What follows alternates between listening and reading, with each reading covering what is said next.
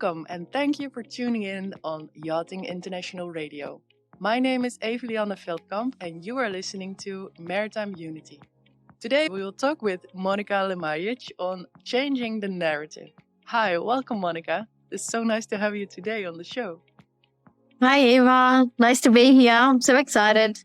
Yeah, also excited. We've been planning to record this podcast for quite some time, so very happy to have you today as a guest and really looking forward to talk with you about all the work that you do. But before we start with that, can you please introduce yourself to our audience today?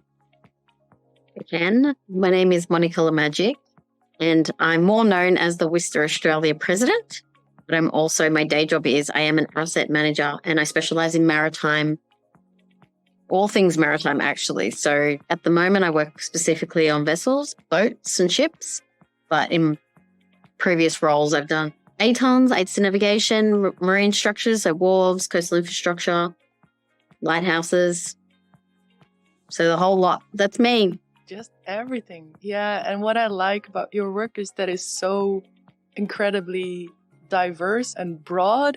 Monika and I are friends for a while now, and then she just sent me, oh yeah, Eva, you have to see this book I'm making for your niece, I think it was. And it's an amazing book about the Sydney Harbour. It looks so nice. And it's so nice to see all your work sometimes because it really makes people happy, I think. So thank you for doing that. That's nice. No problem. I'm glad I make people happy.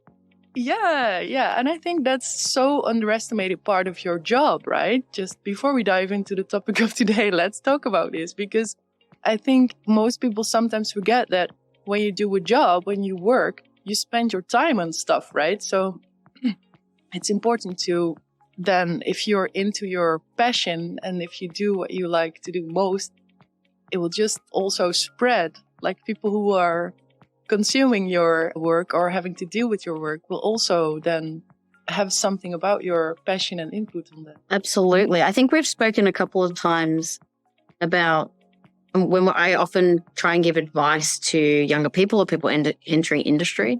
And the advice that I give is always do what you love because you have to do it every day. And also it just makes the environment in which you're working in so much better. Like, we can all probably resonate when someone's a Debbie Downer at work. When we can all resonate when someone's a downer at work and you just don't want to be around that person. And that's not just at work. That's probably in life in general. Yeah. And it just makes so much of a difference when people are happy or people are contributing and trying to problem solve and help each other as opposed to tear each other down. It's not a nice feeling in general. So I do try and all the work I do, I actually do try and be inclusive to everyone. The book that you just spoke about, it was originally for my niece, but it also, the intent is to help young people who don't know anything about the maritime industry. At least they can open up the picture book and be like, oh, that's a tanker. Oh, that's a trimaran. There's a ferry. Mm-hmm. Yeah, exactly. So it invites everybody in. Yeah. Not just us salty old seafarers. I'm not a seafarer, but the salty old mariner, so to speak. Yeah. And I totally resonate with that because the topic for today is changing the narrative. And I think when you deeply understand what this inclusive environment means, like you just said, like it's from people until the age that they can open a book and look at pictures until you're retired and old and then you're on a cruise ship probably sailing around the world. Yeah. But if you look at inclusiveness like that and really try to put everybody on the table and really try to listen to everybody. But again, also, it's hard because it's so dynamic and sometimes you use words that are not inclusive. But when you're aware of it, you can... I just heard you did it when you said Debbie Downer. Yeah. I just thought, oh yeah, because Debbie... Yeah, I changed it. Yeah. I was like, that's not appropriate to be calling Debbie the Downer. That's a female. Yeah. So I think it's good to recognize this in a way. And it's also good to make mistakes or say things that you're just used to saying. It's not that you're intentionally doing that. But if you're aware of it, you can just do something about it and you change what you did and make it better for everybody, right? This is just the thing. Absolutely. And I think I'm more conscious of it since I've met you and started talking to you because We almost met each other 12 months ago now because Vivid is on set. That's how I gauged when I met you. But once we met and we were talking about psychological safety and we were talking about all things that were how you present, and part of psychological safety is being heard and making people feel welcome to speak to you. And that's something that I've really taken away or really focused on in this last, I'm going to say 11 months, is how do, that speak up culture that we talk about, how do I support speak up culture? I have to be open to someone speaking to me and tell me what's going on with them. Yeah. Or their fears, what's happening, why do you feel that way right now? Yeah, exactly. And it's hard to do because it's such a dynamic process that, like I said, because you have to really feel yourself and regulate your own emotions. Also, the other persons need to do this for themselves, or at least be aware of their body and their emotions and what they're feeling and everything they process. And then you have to be together. So you have to maintain this relationship, right? Because you have to listen to each other and also provide feedback. And so it's a lot of work.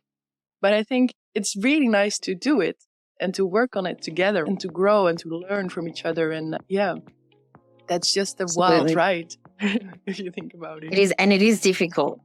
It's not just about active listening.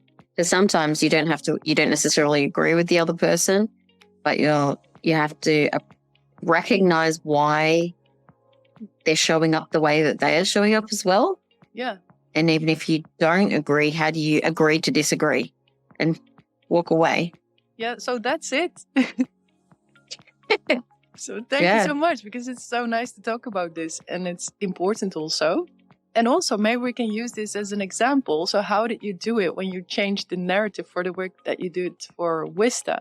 So for the people who are listening today and don't know what WISTA is, can you please explain a little bit what WISTA does and then people know? Sure. So WISTA stands for Women's International Shipping and Trades Association. It's a global organization. I specifically am the president and chair of the board for WISTA Australia. In WISTA Australia, we focus on networking, we focus on education, and also we look at how we can mentor all people. You don't have to be a junior person in the industry. It's just how do we support each other in general. We're very big on the connection and how do we enable connection. WISTA International is the global, like the parent company, and they do a lot of work with IMO. We do work with our local IMO, which is called AMSA, Australian Maritime Safety Authority. That's our local state. What's the word for it? I forgot. I'm stuffing up Rhea's thing. It's the flag state.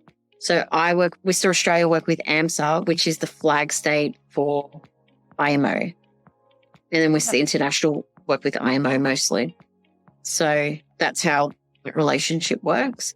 And we just support diversity and inclusion and help with some of the decision making that specifically enables women's interaction into the industry or participation.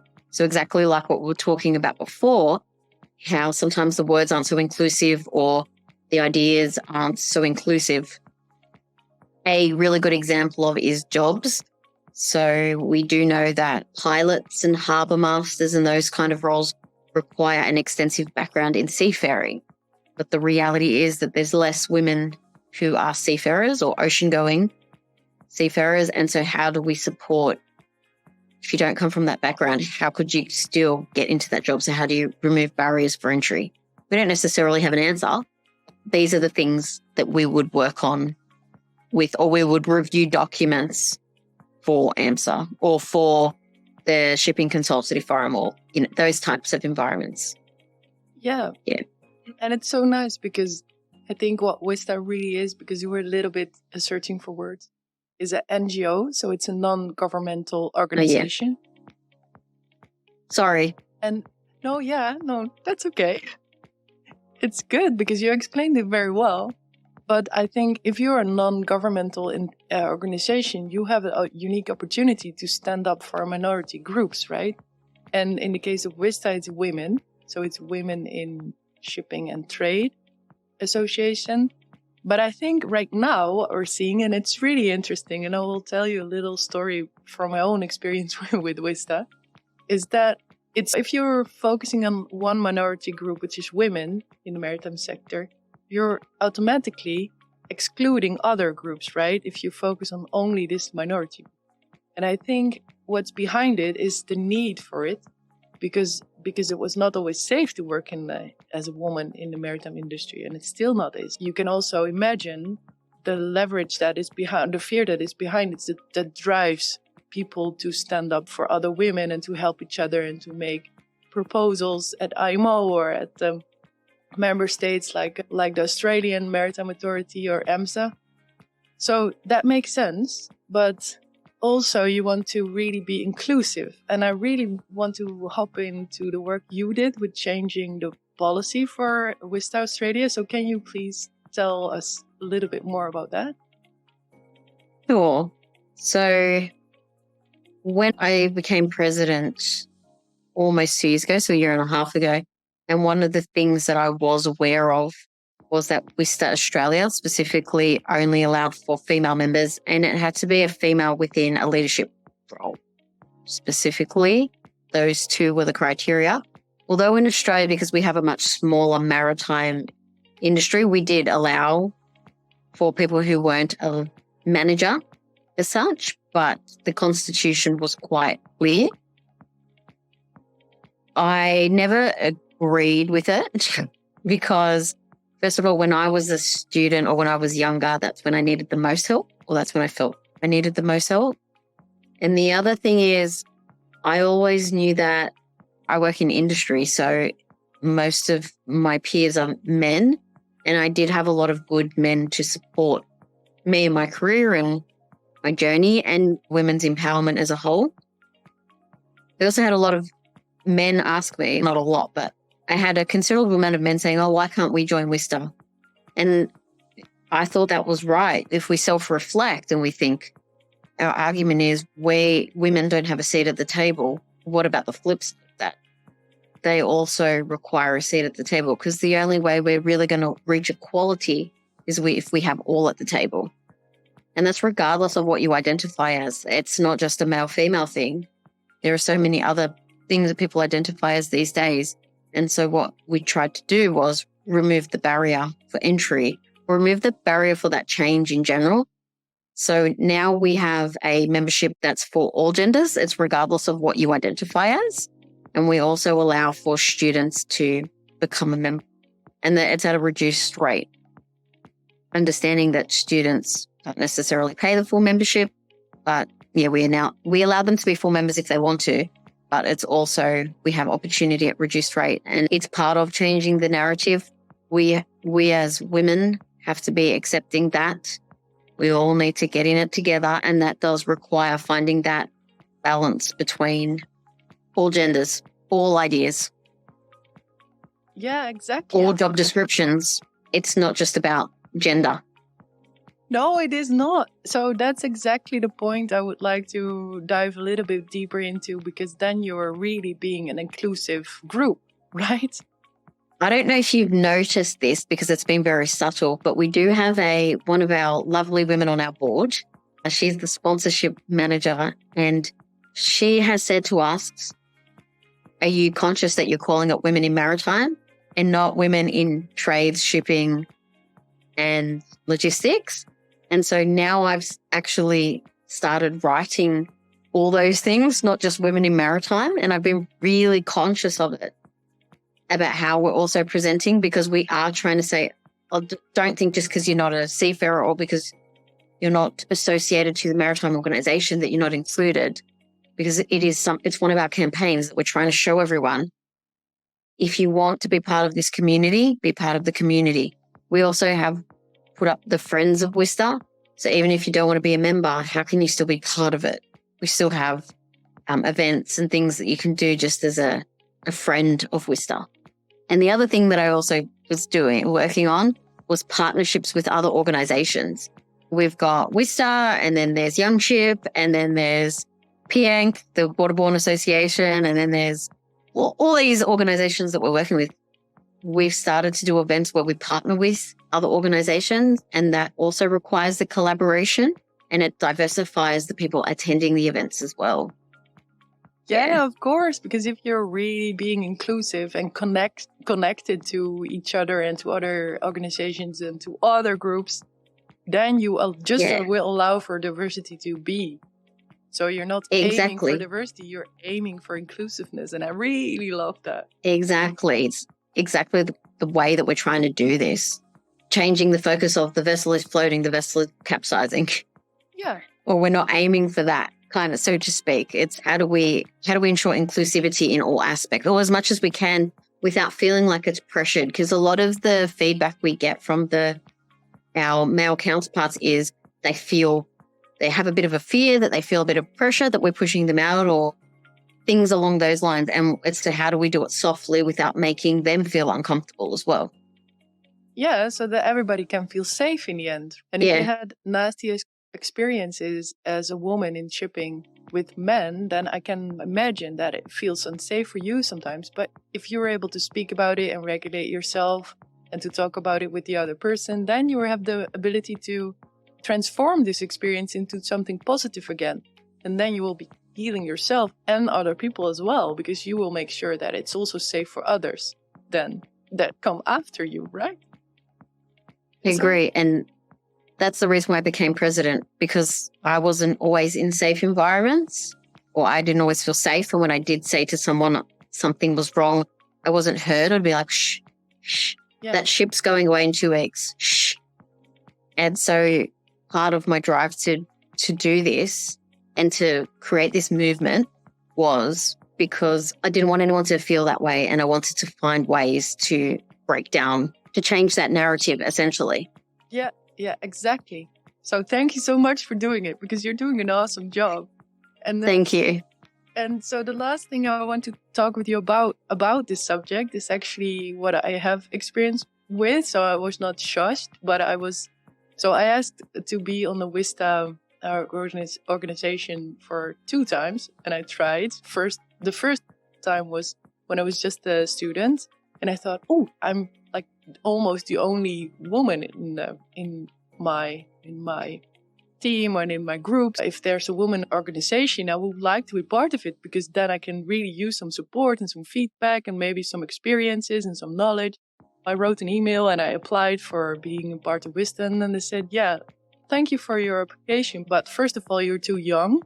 And second of all, you can come back if you made a career, because then you are in a leadership position, because this is what we are. And I thought, okay, it was not nice, because I felt like outside a little bit, and it was not nice. And then the second time I actually stopped sailing and I worked in an office. And then some really nice colleagues, she said, you have to be part of WISTA, and it would be so nice to have you as part of the group. So I said, well, yeah, they refused me 1 time, but I can try again. And then the feedback was, or the question was, how many people do you have under you in your team from the leadership of WISTA? And this is, if you are in the Netherlands, this question makes sense, because it's like, how many people do you have under you means, are you a leader? But it also shows... Are you a manager? That's not leadership, that's management. But it also shows, for me, the Dutch language in this case makes a lot of sense, because it shows your absolute, I don't even have a word for it, but some kind hierarchy? It's like a hierarchy, seniority. Privilege, nasty sense of that you're better than somebody else. And I really hate that. I hate this feeling. So when I got this question, I was like, no, of course, I will never, ever have any people under me, because I'm not better than anybody else. So if this is the question, then please not take me on board, because I don't want this. And I actually talked about this with people in WISTA in the Netherlands. And they said, no, yeah, we still have this rule, because we try to protect our network. And this is okay. I can understand this, but it's not inclusive.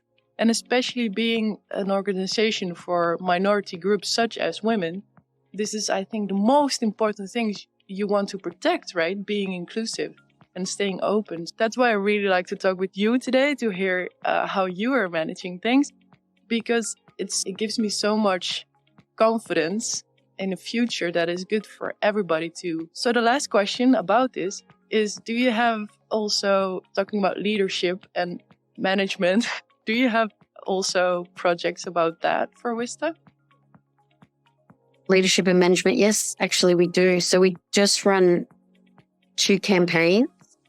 So I am very excited about our leadership program. So we just signed a 3-year partnership with WISTA Australia, which is amazing.